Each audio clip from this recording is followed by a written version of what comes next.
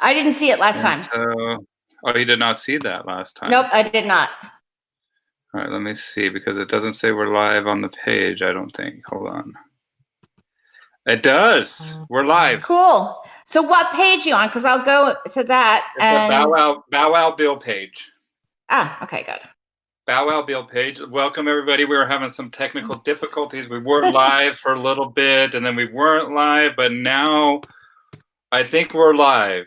I think we are. So Cool. but I'm not sure if we are. If you guys, whoever is out there, comment down below that you see us, like hello, where you're from, or something like that. And hello, cool, we're live. So Kim Okay, cool. Cunningham just confirmed for us, and then yeah, if you want, you can watch it on the Bow Wow Bill page, and I'm going to share it to my personal page now, or excuse me, yeah, my personal Facebook page, and then also I'm going to share it to a couple groups right now. And I I see can see us it on now. the page. I see Okay. us. So yeah, I Cool. have to make sure I'm not looking at I look at the phone and not the computer, otherwise I look really weird. Mine seems really slow. So, Yeah, it might be. You know, okay. let us know if you have any problems hearing us or anything. Valerie's is well. First off, we have Valerie and Erwin joining us. Hi, Valerie. How are you today? Very good, thank you. I seem very delayed. I hear you fine, but the video seems all delayed. Yeah, the video is going to be delayed because we're going through a platform and then it's streaming to Facebook, and so it's going to be delayed for a few seconds back. So. Oh, does it catch up with itself? Yep. Yep. So it's Cool. fluid for everybody watching it. They can see it just fine. So Okay. I shared it to my personal page, and I'm going to share it to the dogs chatting group, and then I'm going to share it to the Triple R group as well. And if you're watching it, go ahead and hit the share button. We have Valerie here. Valerie is in New York. We were talking earlier, and I found out that she's about 70 miles away from Manhattan, the big city. Directly north. Directly north of the big city. Yeah, right on the Hudson. So who was it? Schiff, the Schiff family. So yeah, they bought. Never mind. I'll talk to you about it later. But up north, that's who bought the real estate up north. He bought a ferry. He's one of the first to ferry people from Jersey back and forth on the Hudson there. And then he bought a bunch of land up north there. It's very interesting history back east that you have there. That's what I love about where you live. It's just how rich it is with history compared to where I am. We have a lot of just kind of new culture out here. We have some old Native American stuff, but nothing like New York and some of those old cities. Oh, New Paltz is incorporated in the early 1600s, and it has the oldest continuously occupied street in North America. Fantastic. Yeah, it's all stone houses. I worked there for about 10 years as an archaeologist. It's really cool. Native American sites we found, and compassionate burial of a dog that was about 1,200 years old. It's really cool. It's a very cool place to live. Very cool. I'll have to come up there and kick it with you, and we'll have to go out on a hike too. Yeah, I love that stuff. I eat it up, man. I just look at, excuse me, the rich history that is all around us that people just sometimes just ignore, and I don't like that, man. I want to really get into it. I'm really into, I mean, the American history. You know, New York was first New Amsterdam, founded by the Dutch, and they were mostly interested in commerce, where pilgrims, the Puritans and whatnot, they were interested in finding and building a church and practicing their religion. I think it was 30 years after the Dutch arrived to New York that they built the church. And so they were definitely in it for the beaver pelts and seeing what else was there that they could mine and get resource from the land there. So it's a very interesting history. And then I love the Underground Railroad, Frederick Douglass, Harriet Tubman. Just such a wonderful history. The city of Kingston is about 20 minutes north from me, And New Paltz was actually settled by the Huguenots, but all of the history at that point was Dutch. And so um, all the rivers are kills. The roads all have Dutch names still. But then our history becomes very revolutionary once the English come in. It's very rich history. Yeah, I love it. I eat it up. And then Hamilton, Alexander Hamilton, Mm-hmm. and the history of him, and we can get into that, but we're kind of talking about dogs right now, so we'll say that for a later date. But so what do you do there, Valerie, and where are you at right now? Well, I opened a training center about a year ago, and it's been taking slow steps to get it renovated. It's a building my husband and I owned that was we've owned it for 30 years, and 3 different schools have been in it. Schools, one was a Montessori school for kids, and then 2 daycares. Both outgrew the building, and when we got it back from the last school, it needed extensive renovation. So we've been doing that and training dogs and doing day school. We've set up a bunch of workshops. Some of them have been canceled recently. Yeah. And my dog training corporation it's a benefit corporation, which means I'm responsible for doing community service. So in a lot of ways, this is dog training that funds the community service. So for me, because I have a story of success and survival, and so for me, out of gratitude and for the community support for while I was really sick, we have set this corporation up this way. So we do community service with dogs, we do community service with the rescue squad, we do some things that are wildlife rehab and canine education for the wild canines around us as well as the domestic ones. It's a pretty interesting eclectic mix. And Yeah. Nelson Hodges had invited me to become a teacher at his institute. And with working with him, I focused so many of my experiences together into one mission here. And it's been a pretty awesome ride. It really has. It's much more successful than I ever expected when I first started learning how to do this. And successful in a heart and soul kind of way, not necessarily financially. We've got both, Yeah. but it's more about the internal and the spiritual success of doing this, I think, if that doesn't sound too corny. I really enjoy Not at it. all. Not at all. A lot of people put too much emphasis, I think, in the paper stuff, and the stuff that pays your bills, pays your rent and whatnot. But we also have different types of currency. We have the currency that pays our body, when we're working out and whatnot, being good to our body, eating right. We have the stuff that pays our heart, that makes us feel good. Yep. Stuff that pays our brain. Makes us think right and make good decisions, even if it might not feel good. Doing what's right doesn't always feel good, right? And so to just put all your eggs into the basket that it says that only thing has value is the paper stuff, you're missing a lot of what life is all about, in my opinion. I have to agree with you. I'm in a place of financial comfort enough to have that. I mean, I realize that other people are struggling, and I've come to this career. I trained horses for many, many years. Okay. I worked in medicine for 35 years. I still do. I still volunteer for the ambulance, the rescue squad. And this is, for me, is a retirement job. It's on the other side of, I've left the hospital. I no longer have to rely on this as a sole income. So I realize that other people have to put more emphasis on the financial part of it because they may just be starting out with their careers and their life and their plans for their goals. And I've been through that struggle part.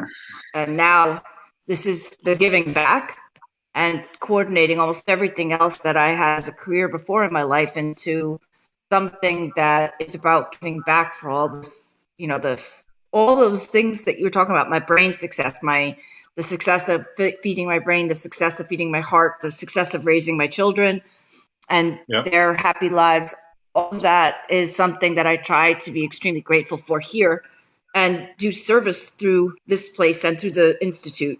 You know, Nelson and I have a search and rescue team that we put together, and I try to teach about the medical things as well as the dog training. And I find it very fulfilling, and it makes me kind of more sane than I was before, I think. My Kind of brain is cathartic. quieter. It is. Okay. I've met so many amazing people. I've been privileged to work with so many great trainers that have recognized my equestrian skills and helped me integrate them better into my dog training skills. Trainers who have recognized my interpersonal skills and the strength of my past experiences and helped me integrate those into this new career. And then friends and support and just wonderful people. It's making me teary eyed. I'm sorry. I feel really privileged to be able to participate in these kind of events like this live stream today and be asked to help out with infection control protocols for the dog trainers that are trying to stay open through this, and just I'm very honored to be a part of this community. I actually really enjoy it. Great. I think that there's so many great people in this community, and that's one of the reasons why I do these live chats with all these wonderful people, and they're almost endless. You got a little vodka there. What do you got? Some malt liquor? San Pellegrino. But I stutter when I drink. I can't do that and talk live. It wouldn't make any sense. I think that these people that work with animals and work with dogs, there's a couple things that they have going for them. One, they're kind of go-getters. They know that they're, a lot of them are independent entrepreneur types, right? But a lot of them are living their dream, and they've chosen to follow their heart and follow that intuitive nudge that allows them to work with animals. And in doing so, we have a constant connection with a reminder of what natural law is. I thoroughly agree with that. Does that make sense? It does. I do. I worked more predominantly with horses since I'm 12 or 13. I started riding when I was about 4, and then was training by the time I was 23 or 4, maybe 25. And that skill set was what made all of the other work that I did, working in a trauma center, working in a laboratory. This is in the middle of the AIDS epidemic. So we're talking about a really, really, really stressful time to be working in medicine and raising children. And my relationship with the horses was probably an extremely stabilizing, very natural connection to the not science world, the not fearful world, just the really amazing. And I had relationship-based horse training mentors as well. I did competitive eventing, so sort of similar to the dog sports, but on horseback, and 3-day type things with multiple skill sets. And without that sort of, I really understand. I didn't have the freedom at the time to not take in a money job to support my family. And I didn't have the courage or the bravery to make a leap from working full time with the horses the same way that the young trainers now do. I admire that courage. I didn't have it then. I have it now, but I didn't have it at that age. I also had kids when I was 20, so that made choices different than people. Oh. Looks like Valerie got kicked. It looks like she's got a not very good service where she's at. I'm going to wait till she comes back on, but we'll see if maybe she can get to a better location where I can chat with her. Here she is. Let's see if she's ready to come back on here. There you are. I'm here. Okay, good. All right. So yeah, a little bit jumpy. So it was. Whoop, where are you at? Can you get by your router? Do you have a router at all? Where's a router or Wi-Fi signal or the base at? Yep, Because that might I can help go over there. to be closer to that thing. Just to stream because you're a little jerky with their talk. You sure? You sure it's the router? Yeah. I mean, I was listening to you, and it was, it's, but it might not. Who knows? Who knows what it is? It could be just bad signal. But we're trying to make it work. I'm sitting right next to it now. Cool. Okay. Yeah, so I'm sitting in the dark in the. There you go. I'm sitting in the dark in the unrenovated room. There we go. Yeah, that's better. Definitely better. So continue what you were saying. Working with horses. I was saying that I had my kids really early. I was 20 when my first daughter was born, and by the time I was 25, I had 2 kids and finishing up college and training as a side part-time job for the horses. But I would never at that time have felt that there was even a viable option of making a living that I could raise my kids with by going into training full time. And I really think that there was never nearly as many dog trainers, 40 years ago at that time, that when I was in my 20s. So, but I think the courage it takes to step out as an entrepreneurial business owner, the idea of that didn't come to me till I was well into my 40s. I would have been terrified at the whole prospect. So I give the young trainers who see that potential coming out of college or high school some amazing credit for outstanding skill sets I didn't have any idea of at that age. Well, and the cost of living has gone up too. It's a little bit more challenging, but the attitude towards dog training in general, and I think animal welfare and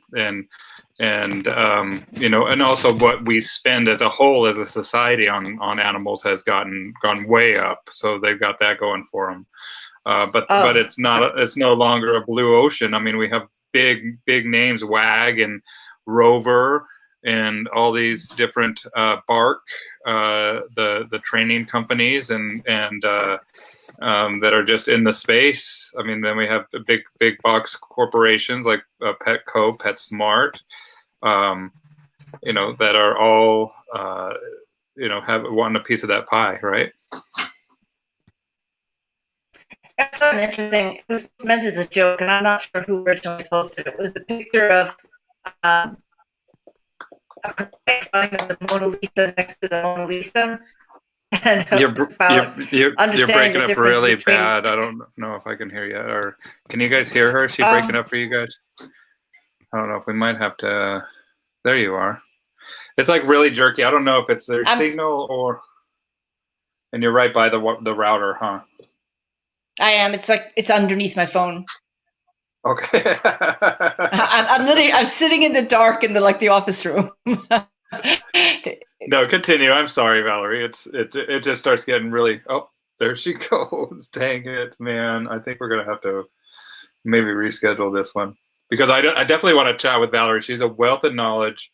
As you're finding out, she used to work for a trauma center. She used to train horses. So much. I just think that we got a lousy connection going here. Let's see if she comes back on. And I think we're going to probably have to reschedule this bad boy. I don't know if we're going to be able to fix the problems that we're experiencing. So we'll just wait for her to come back on. And whoever is still here, looks like we still have like 4 or 5 people watching. Thanks for watching. Hope you're all having a wonderful day, wonderful evening, morning, wherever you are in the world. And Oh, Kim says that Jonas Bronk, founder of the Bronx, is an ancestor of mine. Fantastic. The Bronx Zoo there too. So I think that we are probably going to have to reschedule this and see if we can get Valerie when she is at a place with a better signal. Sometimes this video can eat up a bunch of bandwidth, and she hasn't come back on. So we'll give her a couple more minutes, see if she comes back on. I think that she downloaded the program Chrome on her computer, so we'll see if she comes back on the computer. In the meantime, if you got any questions or anything for me, let me know, and I will answer them. Doesn't really have to be about dogs or anything, just what you got. And we'll wait to see if Valerie comes back on. We'll give her a couple minutes. I'm looking at the timer here, and then if she doesn't come back on, then we will bid you adieu. We're going to, I got Cindy Duan is coming on Sunday evening, same time, 4 p.m. Pacific Standard Time. So I'm going to make an announcement later on today. And I'm going to have, where's my hat? Oh, yeah. I mean, I got a couple hats. Do you know where my hat is? I'll show you my dang hat. Hey, Dawn, can you bring me my hat? Because Pecan ate the tip of it. My hat that Pecan ate the bill. It's on the chair right by the couch there. Yeah, she ate the bill of my hat. She ate Bill's bill. And then I showed Adrian, and she said that that's what people do. It's like a weathered or stressed look that people like. So yeah, there's my hat. You want to know where it was, and that's what Pecan did to it. So thank you, Pecan. You can see my dirty hat, but yeah, it looks nice. But my hair is nice. I combed it for Valerie, and I think Valerie is. Let's see, we got a notice. Oh, we got her back. It looks like. Oh no, never mind. We had her back there for a second. Let's see if somebody. Where's my hat? See what else. Let's see if she sent me anything here. Oh my goodness, Adrian Little was handling a snake on her live. She's crazy. Oh dear. Yeah. Here, look at this. Tracking the camera. And there's neat things going on. Yeah. Oh look at her. There's Valerie. Yay! Knucklehead. I had to turn the Wi-Fi off on my phone when I was at the vet's office earlier, and I never turned it back on, so it was streaming over mobile. That's why it was so crappy. Yeah, you're night and day. Oh, cool. All right, so I don't have to sit in the dark anymore. I don't think so. I mean, okay, because I was wondering why is my router so sucky? I have a really great router. Yeah, this is much better, man. Because I was just hanging on every word, because you sounded like a robot. You know how that happens. Well, there's that too, but not typically. What a knucklehead. Well, wait. Right, I'm going to turn the light on in here. There it goes. Yeah, you're fine. I thought it was breaking up again. Okay. I was showing Adrian. Probably because I was just moving. Look at Adrian's got a big old snake. She's in Texas with a big old snake. You see that? Can you see me? I can't see anything but me. Oh, okay. It's all about me. Sorry. I don't know why it's not bringing up the other half of the conversation, but I can hear you fine. So yeah, and I can see you just great too. And look at that training center. Nice place you got there too. Nice open clean room. Thank you. Got windows all around. Yeah, and it's we have a new present this week too. Do you recognize this from Gold School? Yes, I do. Skinner box. Yeah, my husband built it for me. Fantastic. Way to go, husband. He's Glenn. He's a great guy and skilled. Lagatha loves that box.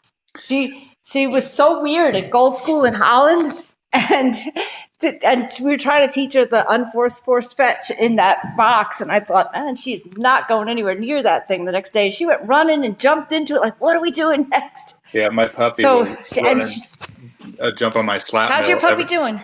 She's great. She's right here down at my feet. I'll get her for you so she can make a cameo here. Come here, puppy. Oh, here she is.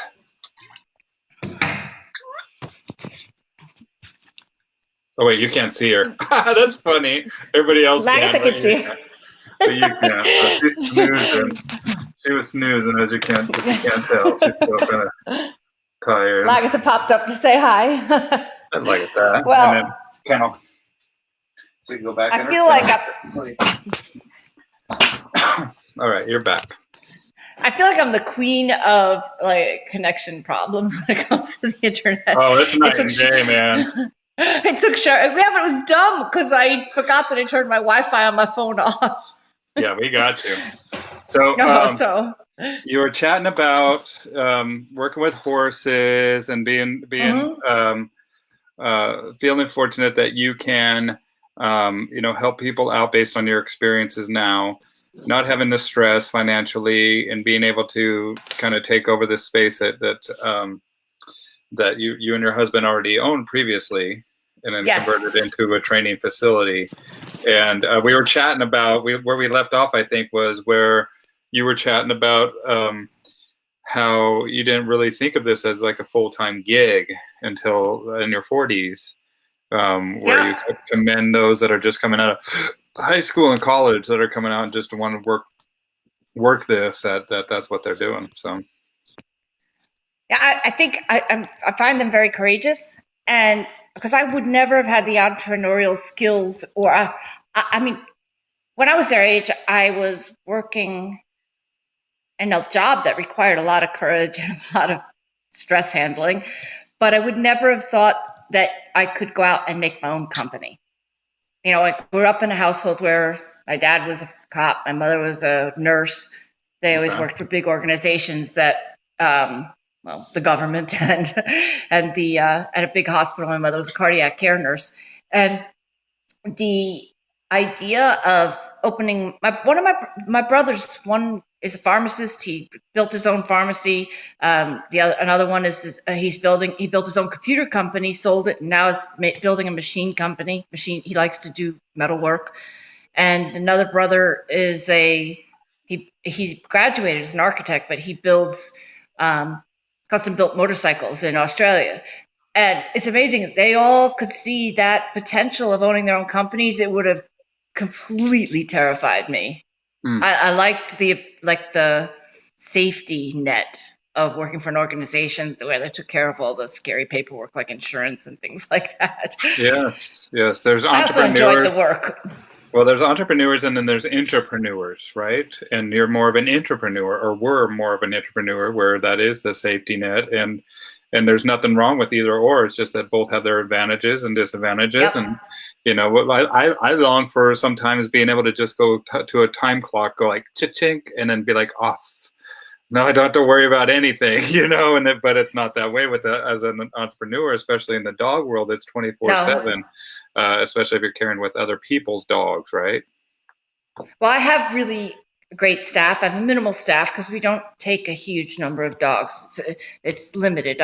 We don't do more than 20 day school dogs, and we don't do more than 4 to 6 that are in boarding at one time. Okay. And I don't take more than 2 or 3 board and training dogs at a time. I don't need to. It's not because I don't need to financially, but I also need to be really present for what I'm doing. And the staff handle a lot of the day school and like daycare type dogs, and I do the training dogs. And then I have staff that help me with doing some of my husband's paperwork, and then our paperwork, and they are invaluable to me. I couldn't do this without them. Yeah. My staff are amazing. So, yeah, Angela, if you're watching, Laura, yeah, thank you. My ability to help those people as well, and to bring them into this and build this sort of comfortable, respectful, kind of amazing place, and keep the numbers of dogs and clients down low enough that everybody's able to feel like they are doing their best job and their most capable job without being stressed with more than is good for us is kind of nice too. Yeah. A lot of people, they get into this, and sometimes they don't really know what they're signing up for. Because especially if they're just new into the industry or something, and they just kind of want to blow it out, looking more of the bottom line instead of the relationship aspect of what you're doing. And just like what you were saying earlier about how you had worked with horses as a horse trainer, and it was relationship based, kind of like what Nelson does, and a lot of what I do as well before I met Nelson, and in what he calls relationship based behavior modification. And I've hosted him for a couple seminars up here, and then he has a canine human institute, right? Or what is it? It's a canine psychology. Wait, what's that again? Let me see. The Canine Human Relationship Institute. I'm happy to wear that shirt today. We teach classes there that are to give people skills on communicate, build good relationships with people, with themselves, with the dogs, to be able to reach. And I feel like I've been mentoring people for most of my life that, whether it was bringing students in to learn blood banking or coaching horseback riding students. So I've been teaching a really long time in something different than this, and participating with Nelson and learning how to do that even better with an open and kind heart, and the idea that we can serve our clients better by understanding them well, and serve the dogs that we train by reaching them on a different level than I'm finding that a lot of trainers are using relationship-based models. People, I would think that somebody takes one of Nelson's courses, and one of my goals is to integrate how we do obedience into the relationship-based model.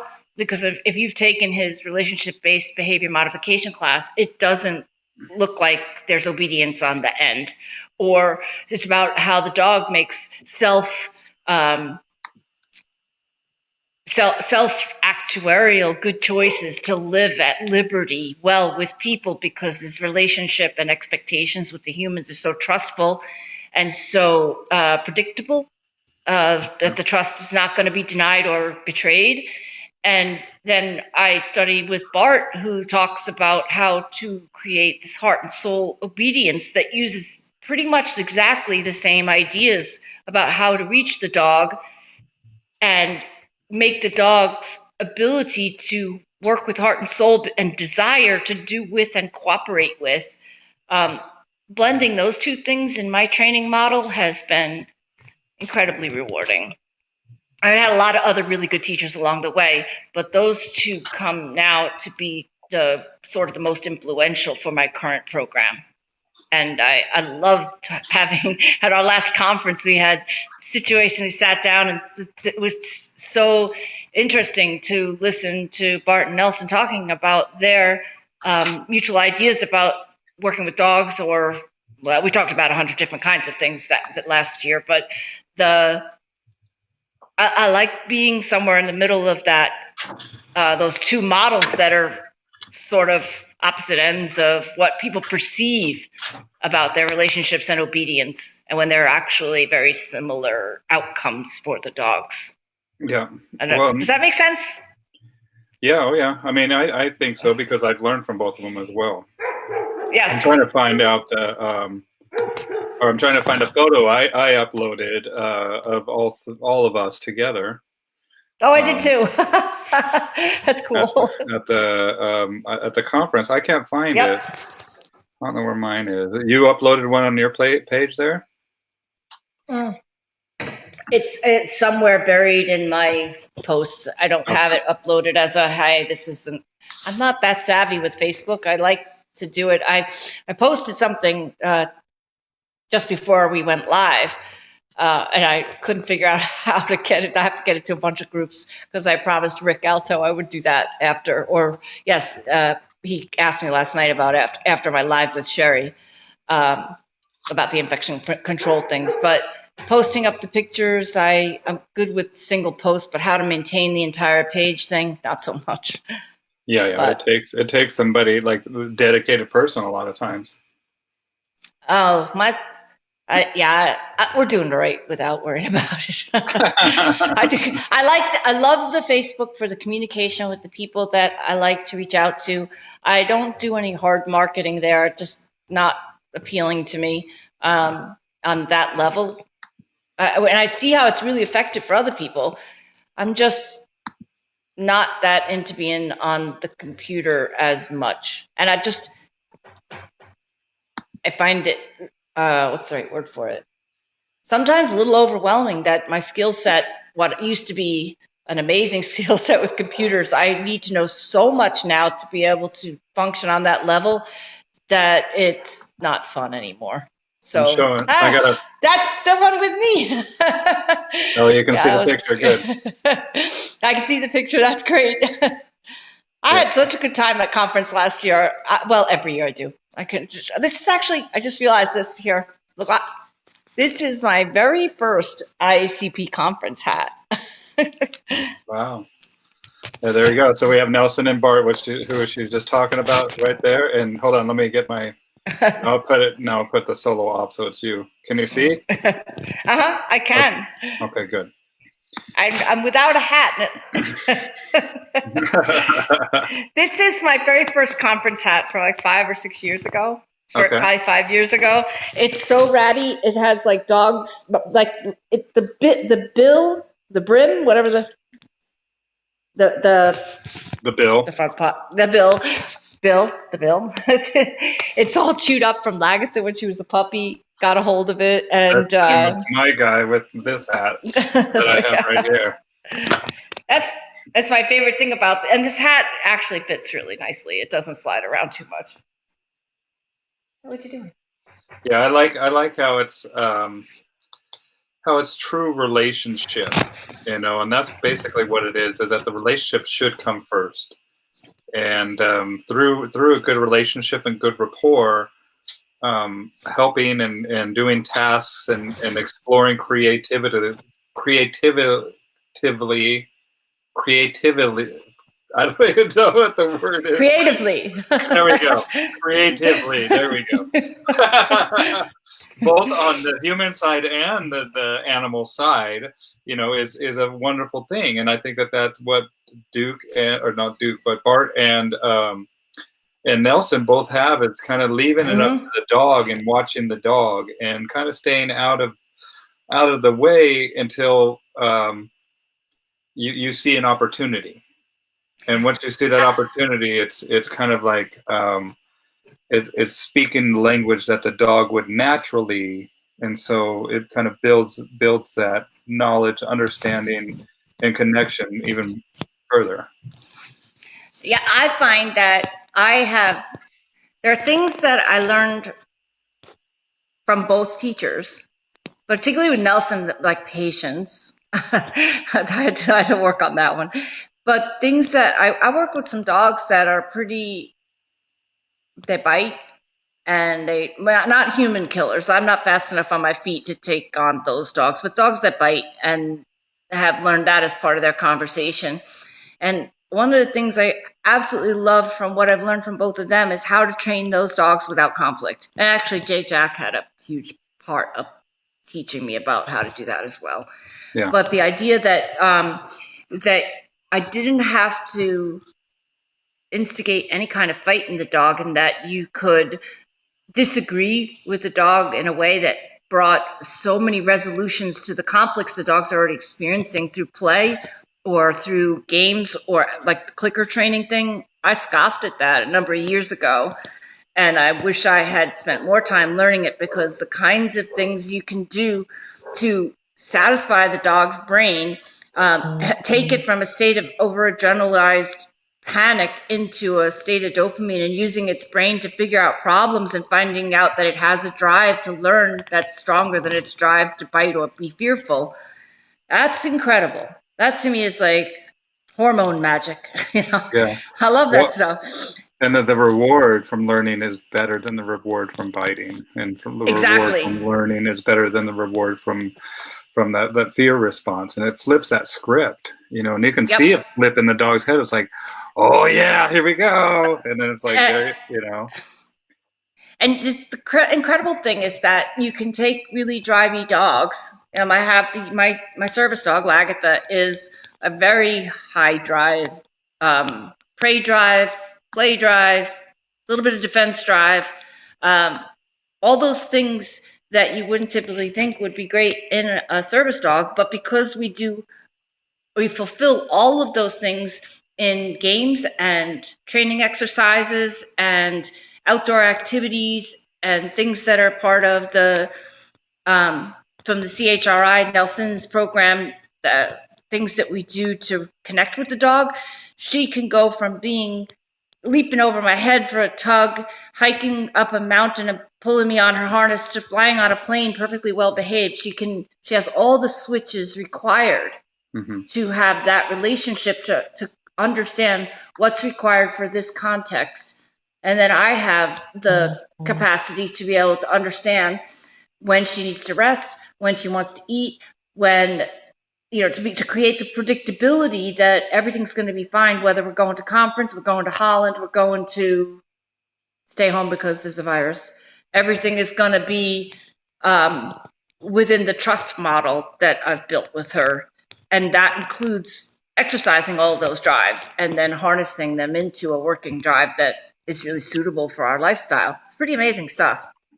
Well, because we've always been taught that you need to extinguish those drives instead of harnessing them, right? As a dog trainer, It's like, whoa, I would extinguish this all the time. And you could see the dogs that I've trained previously, that's what I practice, where they kind of just give up very, very quickly, because they're not taught in a way to be more exploratory and creative, right? Yep, exactly. Do you know, I extinguished, or what is the word, suppressed the drives of my first Great Dane so badly that he became, when I got sick in 2013 or 12, he became horribly dangerous and reactive. And if it wasn't for that big giant mistake on Spartacus and the journey to bring him to health and rehab, I wouldn't be here right now. Okay. So sometimes with those mistakes, that dog is super happy. He's 12 years old now. He's an amazing companion. He's been retired for about 4 years. Cool. But he's it's that journey started with a dog that I refused to put down, that I had to find solutions for, and I had, no matter what I had to learn or what I had to do to help him be his best self. Well, that he will always have. I want to write a book someday that about my journey with Spartacus, that brought me to being able to help, hundreds of more dogs and people.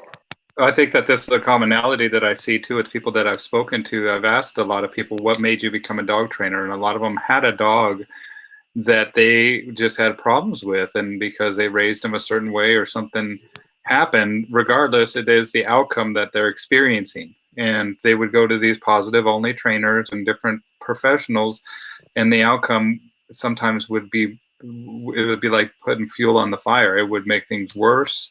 It wouldn't address the root causes, or the timeline of expectation of the behavior being rehabbed was not reasonable. There's so many things that these people experienced, and then they finally started to do something that worked, or they found a trainer or somebody that had experience with aggression or reactivity and relationship-based training, regardless of what it is, whatever worked, they found it, and then they went back. Either they went back to the previous professionals and they got lambasted because they did something that was out of the scope or the purview of what they deemed acceptable to help their dog, and so they decided themselves to step into a void that they recognized in the industry, and that's it. Is I think that's what happens to a lot of us as trainers, because I started out as a purely positive trainer, Well, I didn't. I started out as a kid but it was like alpha roles and really, really dominant stuff, and it Uh-huh. didn't feel good. And then I found all this. Started getting back into it and started getting into clicker stuff. But then I realized that these dogs were out of their freaking brain, man. They would get super hyperactive, and there was no way to kind of bring them back down. Like they were just bouncy balls and very, very manic, Right. and no real control. And then I just went to as many teachers as I can, and I still am. I'm looking Me forward too. to going to Gold School in April. I'm just, as long as I don't have this stupid lockdown that's happening, whatever they're doing with this COVID-19 stuff. Were you I'm supposed to go to the Gold School for the first time in April? I know we were supposed to room together with Yep. Teresa. Yeah, we all I are. didn't know that was. I didn't know that was your first Gold School. Yep, my first one. So I'm still silver, and Ah, hopefully my gold, graduating gold. So I'm looking forward to it. It definitely will not be my last. I mean, repetition no. is the mother of learning, and that's what we do with the dogs. So might as well practice what we preach on the aspect of going over and over and over again. And I can't wait to know this stuff in a way that I can teach it on my own, but also to apply my own signature to it as well. And Yes. I'm already seeing, and it's already changed everything. It's actually changed what I know and kind of turned my training world on its head. The I hope to see you in July because I had signed up for April and July there's a Gold School in July in Missouri as well, but Yeah, I couldn't think about taking this to Missouri in yeah, case I've been exposed. I mean, it's just like crazy here. yeah, So yeah. Same thing and with I'm me. also, and right now I have dogs in that are the essential workers dogs. I've stopped being open for the general public, but for people who have to work, some like bridge authority people, nurses, first Yeah, responders, etc. I have their dogs in for boarding or day school while they're working because I'm not and allowed to ride on the ambulance right now because of my health issues. They won't let me. well, and also New York has voted that pet care services are essential as well.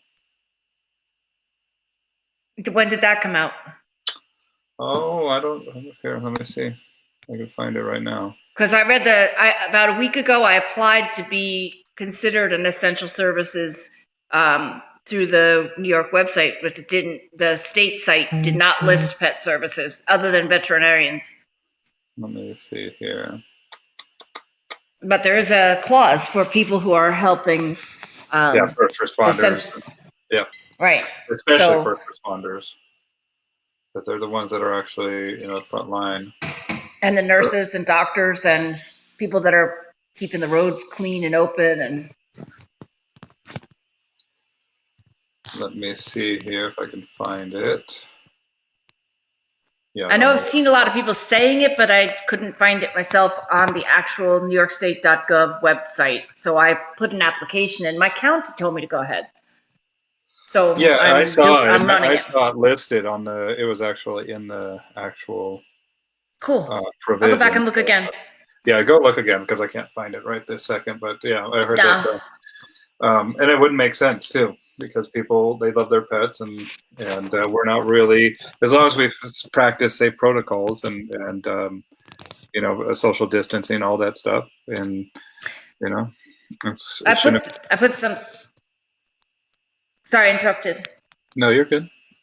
I put a protocol on my personal page that I'm going to transfer to the IACP and a couple of others that is sort of a script of the thing I did with Sherry about infection control yesterday, so that people can see have the instructions for what can be some best safe practices. Okay. There's nothing that's 100%, and even in a hospital, there's no 100%, or we wouldn't have hospital-acquired infections. But doing everything you can to reduce the possibility while you're staying open to help, that's really important. Yeah, I see it. I see the looks like a mop bucket. Oh yeah, those are they're described in the paper. But I think it's really important for people to stay connected through this event. Some of us, like I was already following the medical things since January. I knew I didn't really understand at that time what the scope of it was going to be, but the potential for it to come I was already preparing. There are other people that it hit them as a complete surprise. And so everybody's in different stages of development and awareness and participation and understanding of this. And I think that the only way to get through it is to stay as available to be helpful and to be a positive and stay connected with people that are in need of support and compassion during this time. I think it's really important. And to understand that as disappointed as I'm not to go to Missouri in April, or I was supposed to be this week teaching in Texas the medical skills for non-medical people and crisis response stuff. I was supposed to be teaching that this week, but because of this, I had to cancel it because I know that this was going to get bad before people understood how bad it was going to be. And so I was disappointed to have to cancel it, but this is when we have sort of the thing I teach down there is crisis response, how to keep your stuff together, how to make logical and informed choices about how to handle a critical situation, and how to make choices for the good of the bigger community and to keep yourself safe and protected and those around you. And for me, staying home and connecting with my community was the safer thing to do rather than go to teach that class, which I knew I also could be bringing something down there by the point that came around for this week to happen. Yeah. So we've postponed it. We'll be teaching it again later on in the year. But, yeah, my wife is a healthcare worker as well, and she just got home herself. Tell her thank you. I will, absolutely. Thanks. I love that's one of the reasons why I married her, is that she takes care of people, and that stuff gives me the heebie-jeebies, man. I don't know why it does, but I kind of got like a medical stuff, medical phobia thing, and I think that it's just from hurting myself so much as a kid, being rambunctious and skateboarding and whatnot, always, just the experiences that I've had. But I don't really like that stuff. It kind of gives me a pang of anxiety, so that whenever I have to deal with something medically. And even though I should be thankful that we're so technologically advanced as we are, that the stuff is pretty cool, man. Super cool. I don't know. I have a pig valve in my heart and extra metal all up and down inside. Really? And those things saved my life after a really bad stroke. There's really cool things going on out there. Yeah, but I'm kind of bionic. So. Yeah, absolutely. My father was too. He had a pacemaker. He had Gore-Tex pants. He had an aortic aneurysm, and had to go in and really replace all that stuff. He passed away since then, but yeah, and I thought that I had some heart issues, and I went in and had all these tests done, and luckily I'm good so far in the clear. Cool. My heart's good, so I but it's also just getting older, and our bodies aren't as resilient as it used to be. What's an awesome skill is to practice being mentally resilient while that other resilience is subsiding somewhat. Because I used to be very physically resilient. I probably still am, like on a survival of that a disease or another traumatic event. I could probably be resilient, but the idea of climbing a mountain or being able to do 8 hours of horseback riding in a day or something, it's just not there. But the ability to be resilient in the face of stuff, that I think is what you gain with age. And that's kind of what I've liked about getting older, because I think I'm emotionally more resilient. Does that make sense? Yeah. Well, and you don't give a crap what people think about you too. I like that. I might care a little, but not like I used to, for sure. Yeah. There's or it would actually affect your decisions. Yeah. Well, that wasn't. There's some downside to being young. I don't know. I think that the whole thing is a journey that we embrace the change along the way, and grow, and there's different stages for Hey, different kinds of. Christine's here. Oh, Christine hi, Pollard. Christine. Yeah, she got her horse, man. She's been riding that horse a lot. Speaking of horses. Oh, yes. Christine is also a teacher at the Institute. She's the one that she helps everybody find themselves so they can help others. Yeah, She's pretty I amazing. love her. She is amazing. We need her back on here too. She was on here before, and I've been in touch with her. But yeah, she definitely. I would love to have you come back on. We kind of did this just last minute, so we just kind of put it together. I wanted to chat with Valerie, and I'll be doing a bunch of these while everybody's in isolation and at home. I just kind of want to put some content out there that keeps people busy.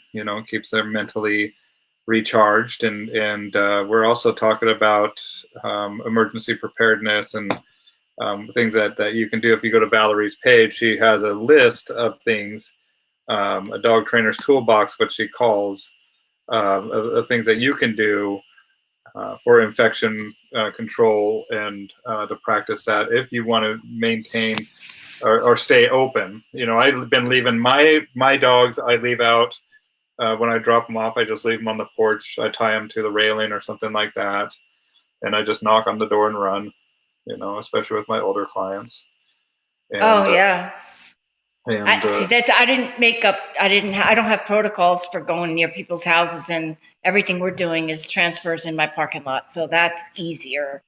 yeah, I've actually given similar, like what you were just talking about, to local dog walkers, so that they would have good procedures, because there are people in the village, where I live, that are actually sick already. So everybody has to be really careful not to transmit from one house to the next, but the dogs still have to get out, and people don't have fenced yards. So it's really important to have as much information as possible. New Yorkers are on top of each other, man. That's what I was thinking. Same thing in Seattle too. Like in the metropolitan area, it's like really, really congested, full of people. And yeah, that's in the city. Yeah, I'm thankful I'm not here in the country. No, I live in a college town, like upstate country college town. The mountains are out my back door. I have chickens in my yard, and I live in a village, but we have enough space to feel like it's not like the city at all. It's very rural. Yeah, I love New York. It's in the mountains too, so I like that. I'm very fond of the mountains. Yeah, me too. Recharges the soul. Do you have any horses at all anymore, or no? Oh no. I've actually never owned a horse. I got paid to train other people's horses. I got paid to compete on other people's horses. I competed on horses with the lady who owned the really great horses. I trained her students for the privilege of riding her horses and competing on them. And also worked for, she also ran something at the time. It was called the Winslow program. It might actually still be there, but it was for handicapped riding. Okay. And now there's a version of it here in my town. Horses for a Change, it's called. And this rider's also an eventing teacher, and she's older than me even, and she has the most amazing place. And after I had my stroke, I went to her for the therapeutic riding to help me learn to walk again. Okay. So there's some full circle stuff when I think about the experiences of being a student and then a patient and then a teacher again, and kind of interesting stuff. Well, it's gnosis. It's knowledge through direct experience. You see the world through a totally different set of eyes. You hear it with a different set of ears, and it's those experiences. I have never heard that word out of the context of the study of religion. That's cool. Yeah. Well, it is. I mean, knowledge and secret of truth is the root of gnosis, right? Yeah. Exactly. Gnostic and agnostic are rooted or based out of, right? And so, yeah, and that's another aspect of the religion is sometimes metaphysical allegory for other aspects that we can apply to our lives, and a lot of times it's really watered down. Like when you start really getting into the really nitty gritty of who we are individually and the power that we have is it's actually pretty cool, I think, you know. I'm a very spiritual person. I like to think so anyway. And I struggled for a long time to find a place of practice that I was really comfortable with and enjoyed being a part of that community. And I went to church with my husband at his Catholic church here in New Paltz for many years. And then after I got sick, I wasn't allowed to go to church because I was immune compromised. And then about 5 years ago, Len and I went to New Skeet for one of their Living with Your Dog seminars. Cool. I went for the dogs, but I stayed for the church. So now I'm part of the religious community there. And I go up as often as I'm able. I stay for weeks at a time, maybe twice a year, and go up for weekends to go to church and be part of their it's an amazingly fulfilling place, the monastic life at New Skeet. Yeah, I bet. Really, it's on the top of a mountain. It's so beautiful. They have the amazing hiking trails. The brothers they're a riot. So I can find mushrooms on the mountain and bring them to her brother Mark in the kitchen. It's amazing, and I don't know. I really love it there, and I found a lot of spiritual health through my relationship with going up there, and it has nothing to do. I mean, I like volunteering at the kennels, but the going to church there part is the real reward. Really? Mm-hmm. Yeah, for me it is. Yeah, I've never been there. I would love to go there. I know Brother Christopher. I've seen him many years at the ICP and spoken with him. And yeah, I would love to go just check out the grounds and see what they're all about there. I love the German Shepherd. German Shepherd is one of my favorite breeds of dogs. So they have some nice shepherds there. I don't see very many of them. I have one that comes in as a client dog now as a puppy that's being raised. It's the only one I've ever seen in my area. It's not a German Shepherd area. Okay. What dogs do you see typically? I have some very cool dogs in my puppy raiser class right now. It's got a Commodore and a Ridgeback and a Havanese and Coonhound. I have one of the most beautiful blue tick coonhounds I've ever seen in my life in one of my programs right now. But I see a lot of feral and fearful dogs. We get a lot of dogs that come up from down south or imported from Asia and claim to be from down south that are chow mixes and Shar-Pei mixes and hound and pit mixes. But yeah, it's a variety of different cool dogs. I adopted another dog recently. She came to me. The people owned a horse farm. She's a horse trainer, amazing a horse trainer, and competing in Florida throughout this winter, doing some amazing stuff.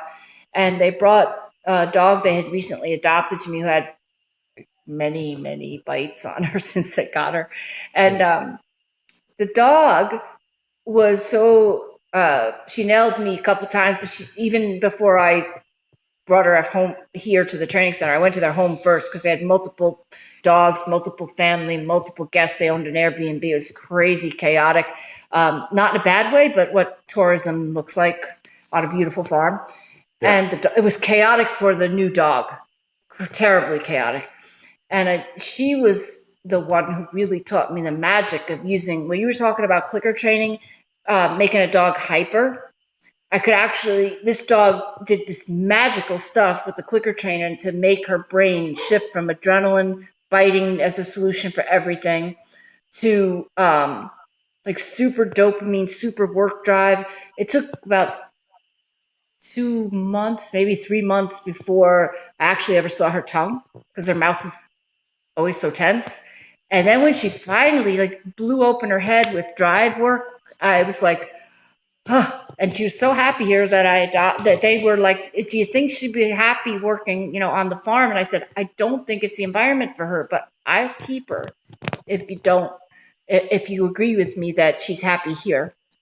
And I recently had her embark. She's a half wine, half foxhound, or 25% foxhound and 5% Chinook. And she's super drivey, loves to work, loves to knee po. She knee po her eyeballs out. She's crazy, and she doesn't bite anymore, so it's cool. I'm so glad for Napo because I have something for everybody now. Yeah, exactly. And the Or if my the clients dog. really want to turn it up, I got that too, man. Let's turn it Yep. up, you know. It's cool that you can use it to turn the dog's energy down, harness the drives into a way that's fulfilling for the dog. And also, but like with most of my fearful dogs that come in as partially feral because they're street dogs from who knows where that have come up from the south, those dogs, using Nelson's protocols and relationship-based things, those things, that works phenomenally well with the fearful dogs. Yeah. Or even the wary, confident feral dogs. They're super wary. They're not actually fearful. People misinterpret that as fearful when it's wary, cautious, and aware, super aware, hyper aware, but they're not really afraid. It's a different thing. Yep. They're confident, and they don't have the trust of humans. So when you get the trust and you get that, and then the dog says, "Well, shoot, cooperative stuff is actually rewarding." I go a lot slower with those dogs. Yeah, because they're smart. Because they're figuring it out on their own too, man. Exactly. You know, absolutely, I agree. Well, it takes a while to really, really get them to be like, no, you trust me. You know, I'm not, going to put you in a situation where I'm going to take advantage of it and be like, ha. It's like, no, this is just the way it is. You know. Yeah, some of these dogs they're obviously street dogs. Some of them, I mean, in their mentality, that doesn't necessarily mean that they were living on a street, but they're not abused because they were locked up in a kennel and I don't know, whatever kind of story that sometimes the rescues like to put on it. They're I've just heard the dogs. same story over and over and over again. I don't even believe that all these dogs come from down south anymore, because I'm telling you that 90-something% of the Northeast is populated with rescue dogs from down south. And the fact is that there were that many loose dogs down south, there'd be no people left. And then I've heard now about the fact that they're importing to certain southern states from Asia and the islands, and that makes sense because I see dogs that look like that's where they came from. Yep, and the kinds of mixes. Yeah. Well, you're on the Pacific coast, and a lot of those dogs are getting imported from Asia. So I see them from South Korea. From, I just don't know what bugs those dogs are coming here with. I don't know. Yep. And I don't want to bring that, just like we're talking about infectious disease control. I don't want to expose my dogs to something that they might not have antibodies or pathogens that have developed before. They're not immune to that, right? And so, or that we might even have vaccines for. We don't even have the mosquitoes here that carry. We didn't have heartworm here until we started importing 1 billion dogs that were full of heartworm from down south. And so now it's endemic here, but much less than down there. Christine says, "You two are dazzling me. Such a wealth of knowledge." What was I saying? Oh, I drifted for a second. I'm sorry. The dogs coming from down south, and you don't believe that they're all from down south. The first really time I really reached out for Nelson with help, this was at least 3 years ago, for help with a dog, a local shelter, remaining unnamed, because they're not supposed to have, they're only supposed to have their singular training philosophies, but they had 3 or 4 dogs that they had imported to do marketing for their shelter. They'd been kenneled for 6 months. They were Korean meat trade dogs, supposedly. Okay. And the one that they really wanted the most help with, I got there, this dog made Spartacus look like a Chihuahua. Okay. It was a Japanese Tosa, and I would bet on an Embark was 100% Tosa, and the dog was 100% shut down. And it took me, he'd been in his kennel. They would actually pick him up and carry him into the vet for vet visits. And it took me about 2 or 3 weeks going there. I didn't have a facility yet to get him finally out of the kennel. And Nelson gave me some really good tips about working with him. And that dog was pretty amazing. I don't know how he's doing now, couldn't track that down, but he taught me a lot, because I would have thought that dog would be terrifying to people. He's actually that Tosa is in the book that we wrote a book for the handlers for the IACP therapy dog committee. And Okay. I did the pictures for the how to read the canine body language portions of it. What does a stressed dog look like? We got Okay. a picture of that big Toza being overwhelmed by a person touching him as an example of don't go there. um, and then my problem dog that I'm very proud of this. He's a beautiful picture of my husband and Spartacus together. The one that brought me to dog training in the first place is the example of what a therapy dog ought to look like. He looks completely relaxed and happy and has settled in with the person that he's interacting with, and it's really nice. There's a variety of dogs from that shelter in that portion of the manual. Yeah, I get a lot of those dogs that are. Since you mentioned vaccine a minute ago, hey, if my dog has an active tooth infection now on antibiotics, would you allow the vet to give rabies during the teeth cleaning coming up on Monday? Since you mentioned vaccine a minute ago. You mentioned the vaccine. Um, Me personally, I don't know how bad the tooth is, and I don't know what antibiotic they're on, so I can't recommend anything. Well, I would give her the titers first because a lot of these dogs already received the rabies vaccine, and if they have the antibodies present, then it should show up on the titer. So see if the vet accepts the titers, or sometimes they're really cheap too. Sometimes they're like less than $50. I So don't that's where I would recommend.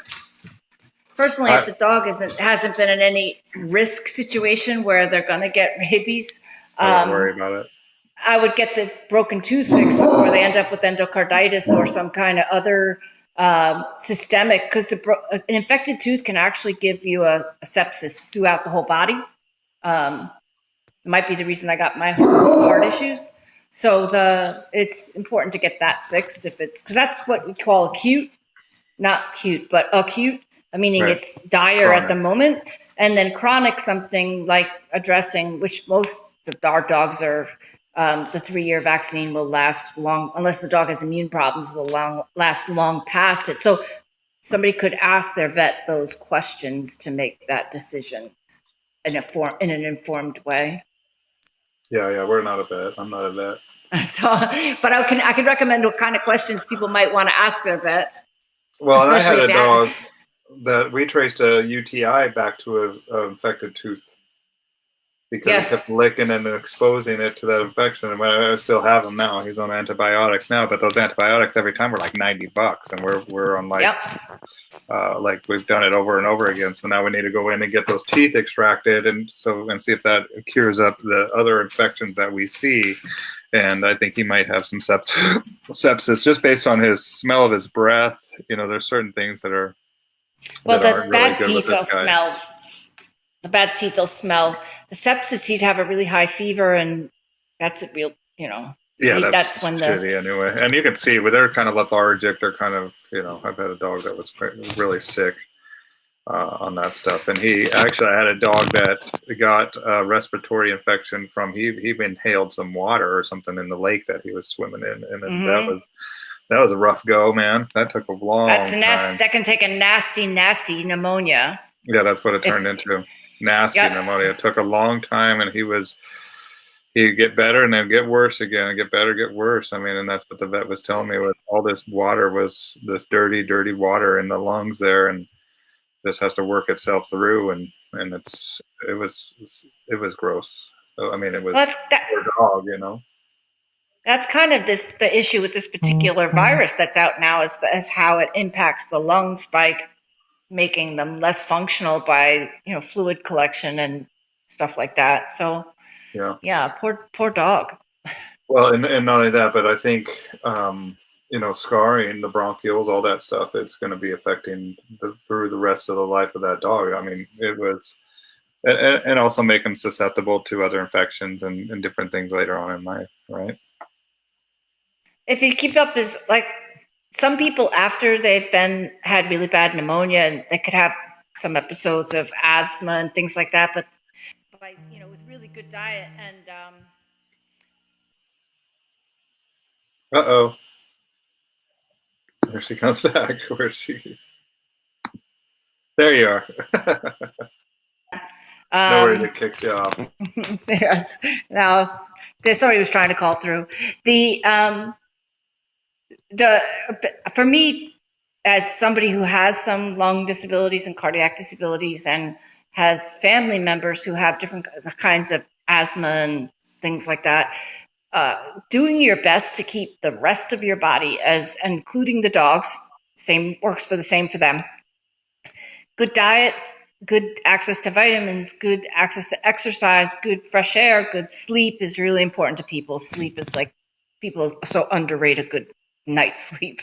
But if you practice all of those things really well, the other parts of your body can compensate to some degree for lung malfunction or cardiac insufficiency. Of course, it's not going to be like you can go out and win the Olympics, but it'll definitely help you to live better, longer, if you're taking care of the rest of your body properly, even though you have deficits in certain areas.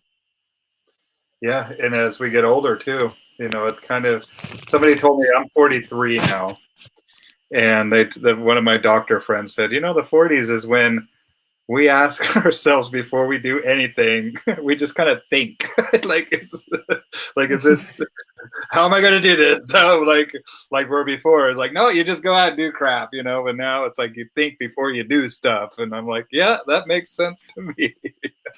I think more now. I definitely think more now. I still, I think there are certain things that I never would do, like jump out of a plane. It's not wasn't on my agenda for fun. Never. That's one of the things, like if somebody said to me, do you have the nerve to do that? I said, no, I have the sense not to. I've taken care of patients who fell out of planes and their chutes didn't work. But I still ski, but I can't do black diamonds and moguls anymore. I have a very weak left side, and I can't get my heart rate up too high, or it's problematic. So I still try to do things, but definitely not with the lack of concern for survival that I did when I was probably up until my mid-40s. Oh, to be so young. I could never think of throwing horses over the kinds of jumps that we did, and sticking on his back like a burr and just like flying over I couldn't do that now. I don't have the strength in my legs to be able to do it fairly for the horse, because you have to be a really good, strong participant in that relationship for it to work well. But I found other things. Those pencil grippers at the end of a pencil, that would be you on the horse. Grip on that sucker. Now, actually, it's a matter of being balanced without leaving your weight on them. So you're riding over, and your heart and soul is connected, and you're going and acting as one brain. And that's the way that can totally succeed. But now, because of the state of my physical well-being, I would be a hindrance to the dog's success, the horse's success, because I couldn't put that balance on him properly to free him to do his motions properly. So now I don't ride at that level anymore, because it's not good for the horse even. Well, there you go. Live and learn, But I do, you know what? I do fun things with my dogs instead, so it's kind of cool. Yeah, I like to just go out and just have fun with them. I just posted up a video of her just jumping on my back yesterday, and everybody likes it so much. It was very popular. So maybe I'll just post some more videos of me just being a goofball with my dogs and having them spring off of me. My little skipper key is starting to flip off of me, and have a lot of fun with her. The one that was on the airplane table. No comment, Valerie. I'm not even going there. The tray table dog, yes. I'm sorry. No. I'm not sorry. I'm not sorry. I don't care. I don't know how to look for a picture now. But the funny thing is, why I even thought of that. I sent that thing out where, what did you think of? When did you first meet me? This is going around. The dog trainers are sharing it now. What word do you think of that remembers when you first meet me? And Angela, Luke, and Julie Hart was talking about at one of Heather Beck's workshops, and I immediately saw on my phone that there was a picture there of Spartacus flying out to Utah with me because he was doing really well. Heather's the one who I met at Caesars, who there's another long, cool story in there. But I was going out there. She really, really significantly advanced my success with Spartacus. And we were flying out there for a workshop, and he's on the floor in front of me in the first class, first row seat on the airplane, but his whole like head and lips are on the table. As he's looking up like this, and has his head on the near my plate and my glass. And, yes, nice. So I was like, when I posted, I thought, oh, there's Bill with his dog with all the trays people. Only my dog's head was as big as your whole puppy. I know. I mean, literally 7 pounds of just sitting on there. I was even feeding her pretzels. I won't tell anybody that. I didn't want to tell. I think you just told the whole world. Whoops. Well, whoever's listening, but yeah, it was silly that the people get so upset about that. But I don't regret it, and it was fun. I mean, there wasn't too many people on that plane, and I don't feel like I was disrespectful to any working dogs. I didn't misrepresent my dog or anything like that. You know, it was just what it was. I appreciate you coming to my aid when on the thread. I have pictures of my dog in the cockpit of a plane that one of the stewardesses or the flight attendants took, that because the pilot wanted to meet the dog, and that who was riding on the plane because he never saw such a big dog on a plane before. Totally not in the service dog book. I know that, but when the people on the plane ask you to do something, and they've been extremely accommodating and they've been extremely helpful, and to forward I don't know, in this particular case, I don't let my dog interact. My dog doesn't ask to interact with the general public. But in the case of the pilot, I thought it was good to forward that sort of, this is an awesome guy on your plane who's behaving really nicely, information for him, for the pilot. And so, yeah, there'll be a lot of people that would have a storm about that picture, but I don't regret the judgment to allow the dog to say hello to the man who just flew us across the country, you know? Yeah. So, safely. Yeah, I don't know no ill will towards anybody, man. Everybody can feel the way that they are, and I love a good debate, and I love people that have a good argument, and I love having my mind changed about something based on new information. And so, yeah, it's no problem, man. I got thick skin. I can handle it, you know. I was really intrigued by the solutions that I was flying Norwegian Air to Holland because they was the only one I could get direct from New York to Amsterdam without going. I couldn't take Lagatha through Heathrow, which anything that prevents me from going to Heathrow is a good thing. The airport always seems to be. Ugh. So we're going straight to Holland, and the plane was amazing. If you ever get the chance to fly Norwegian Air, it's really nice. But the front row first seat again, lots of space, first class, so the dog can sleep and stretch out for the 8-hour flight to Holland. One of the guys in the same row started completely freaking out that he'd have to sit next to a dog, to the point that the flight attendants were like, "You do understand I could remove you from this plane," type of thing. And I was just waiting in the kitchen area of the plane with Lagatha for the whole thing to be resolved. And the flight attendant asked me, you know, she'd be squished up here, but if I take you to the economy section, which is it was still beautiful. He said, there's a whole empty row there, and we'd like you to put her on the seat and strap her in because it's going to be a choppy ride. And he said, oh, and I will bring you your drinks. I said, that's perfectly okay then. As long as I get my meal and my drinks, I'm fine. So he required her to get onto the seat and have her harness, you know, her seatbelt harness, the soft harness, strapped to the seatbelt so that she didn't become airborne if they hit a missile, a projectile. Well, yes, she would become the projectile if they dropped fast in, you know, over the ocean or something from a air pocket, whatever those causes the turbulence. And she had the most comfortable ride you could possibly imagine all the way over. She slept the whole way. It's great. So just following the directions and staying calm Whatever they tell me to do, as long as I know that it's better for, I mean, the last thing I want my dog to do is have to sit next to somebody who's resenting her the whole way over. She's smart enough to know that. Yeah. And Well, I they can wouldn't put her in that. feel that, Yeah. that tension, So. Yeah, and then I didn't want her arriving tense. It was already going to be a crazy. The first day, we arrived at the Gold School, and her eyeballs were like popping out of her head. She's like, "Oh!" That's crazy. And You brought a dog. Everybody, oh no, I didn't just bring a dog. I brought like Scooby Doo to like the Mal Club, and and she showed up, and she looked very subdued, very like, I don't know what's going on. They're breaking all the rules, because there's dogs that are barking, dogs that are biting, dogs that are doing.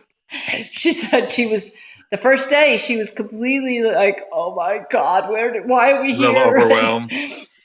Totally, but I knew she'd be fine the next day. So I could see the people who I love the people I did Silver and Gold School with. They were just a great group. Joris was in my class in Holland. And people were like, look at that dog. You brought that dog here, So I had a Great Dane in my class too. My silver class, I had a Great Dane. Oh, who brought it? What was her name? I know Holstein's the dog's name. It's Victoria's friend. I can't remember her name right. What I'm saying, or let me see. But yeah, they were allowed to bring dogs to Gold School.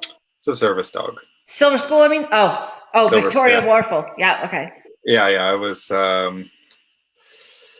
Oh geez, I can't even remember the name of the gal.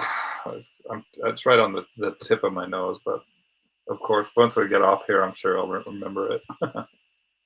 But what a good time, and you bond with people because it's hard stuff, man. It's a lot of stuff to learn, and it's like drinking from a fire hose. That's what I tell people. Oh, it was insane. It was so great. And Johann, this guy, a trainer from Germany, he was sitting next to me, and he helped me with hearing, because I read lips a lot. I don't hear super, like right now with the headphones on, I hear you very well. But whenever there's other noise around, I am very hearing deficit. So in a class of 20, 30 people 20 people probably that were there, with Bart's accent and Michael talking, I was having trouble hearing sometimes. Oh, there's Art. Art is my very first dog friend. He met me at Caesars to help me with my dogs. He knew I was coming, all like broken and crazy dog. Broken me, crazy dog. Christine was like very helpful too when you were giving us suggestions. So. Hi there. You see all these people here.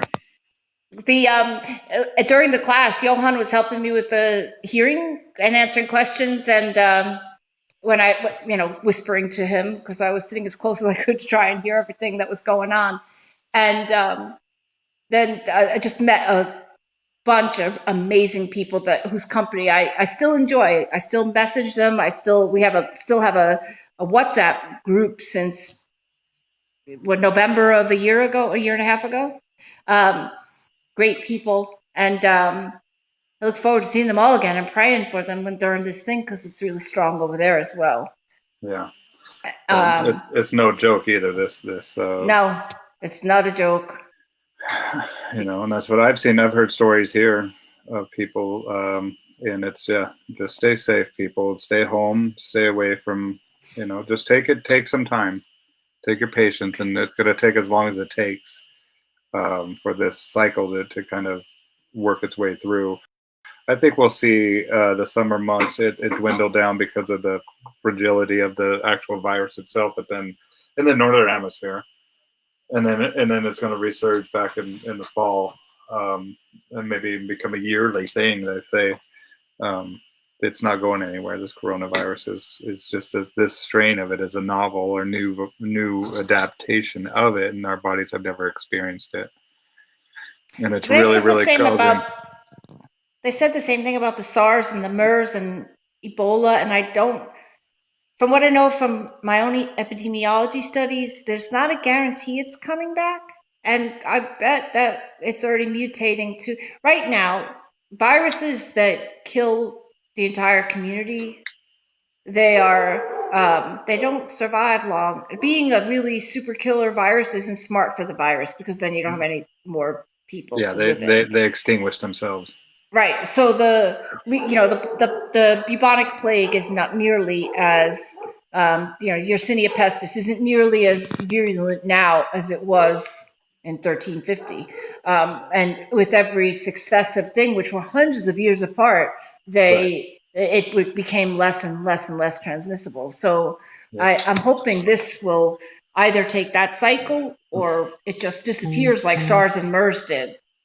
I don't know. Well, and I've been studying all these epidemics and pandemics and the hemorrhagic ones, man. Whoa. There's some ones that are really, really freaking crazy that I think Ebola is a bad one too.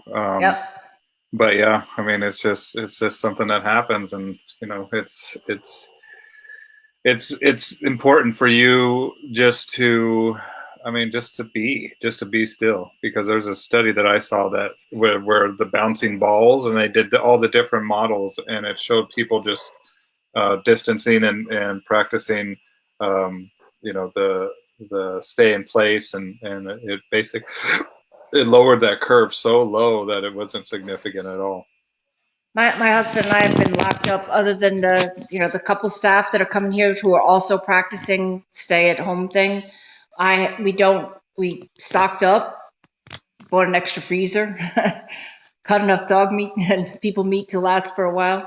But I started a lot earlier than a lot of other people did. So I'm kind of in a calmer state of readiness, maybe. I don't know. Yeah, we started. We're pretty prepared. We have meat freezers and freezers. We hunt our own food, and then we have all of our neighbors too. And we have our little network of our neighbors that we're making sure everybody's okay. And so far, so good, So we're just keeping up, making sure that everybody stays distant until the numbers start to really, really show. It says that 2 weeks. Cuomo says in 2 weeks we're going to be hitting the peak in New York. So it's important days. To realize. Yeah, 21 days. I think that's going to be 3 weeks.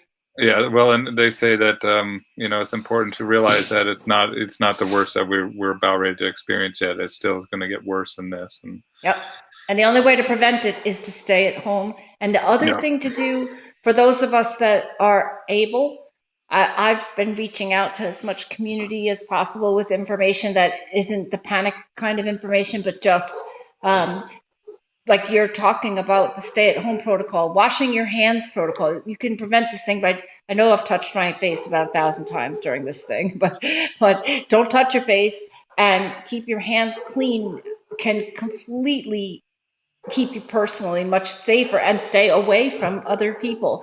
It's only for a short time to make this thing collapse on itself. Yep. And one of my dogs is barking outside. Well, and let the people that get sick, let them get well, and so they have an immunity to it. And Valerie, I got to run too, but I do too. So thank you for your time, and I look forward to seeing you again when I see you at the ICP and wherever our paths cross. It was delightful. Thank you so much. Yeah, I'm glad we figured out the internet thing. Oh, that was sad. That was me. Well, hold on for 1 second, and I'll say goodbye to everybody now. Bye, everybody. Thanks for watching. Bye-bye. Thank you. I'll say goodbye to you on the other end, so just 1 second. Okay.